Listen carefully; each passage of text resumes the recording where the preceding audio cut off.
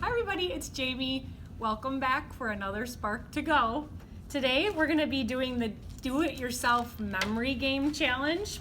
So inside your pouch, you're going to have 20 of these little wooden nickels, just little wooden circles. And you're going to have another little baggie that has 10 different pairs of colored paper in different patterns.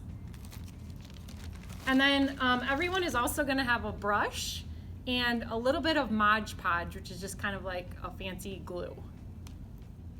For this challenge, it'll take a little bit more time because the glue will need to dry before you can play. What you can do is lay out your wooden nickels on a paper plate or maybe on some wax paper.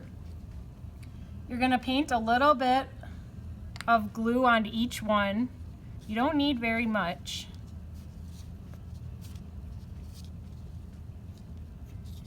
And then you'll put your circle down on top. At the end, you can cover each of the wooden nickels with another layer of Mod Podge if you want to protect the paper just a little bit more. And that Mod Podge will dry clear.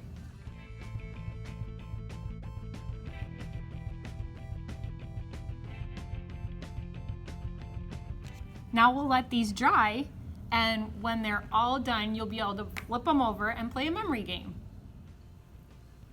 Okay, the Mod Podge has had time to dry and the pieces are looking good. So now we can play our game. All you have to do is flip them over, mix them up, and then you can start. Remember, you will have 10 pairs. I only have 3 pairs. And let's see if we can find a match.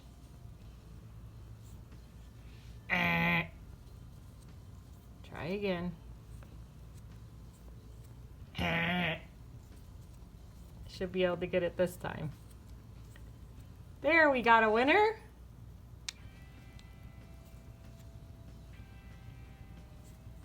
Oops. My memory isn't working too good.